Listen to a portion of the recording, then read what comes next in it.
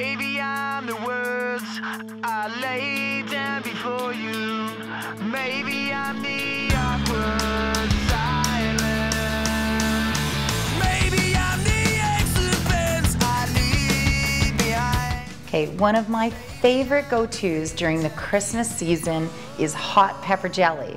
They charge you about $5 a jar for this stuff and upwards, and you can make it in minutes for about 50 cents a jar. It's so easy. I cheat all the way. I use a hot pepper relish, so I have no cutting and chopping. I use a jellied cranberry sauce, so it's a beautiful red color for the festive season. I add as much hot sauce as I like. We really like it super, super hot. And then you just add your red wine vinegar, sugar, and stir, and wait till it comes to a boil.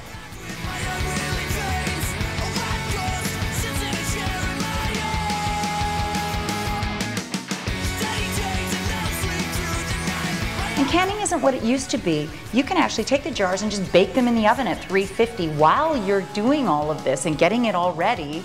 And in the jars they go, seal them tight, and you're gonna start hearing them go pop, pop, pop, pop, pop. What do I love the most about this? Not only do I have a great thing to serve on brie or goat cheese, warmed goat cheese that you bake in the oven, or anything else, turkey sandwiches, oh my goodness, this stuff is fantastic. Also, of course, on crackers and cream cheese, I love that. But also, it's a great last minute hostess gift if I've forgotten about somebody at the last minute.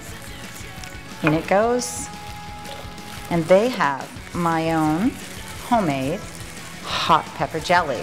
You gotta try this. You're never gonna wanna eat another one. It's so delicious.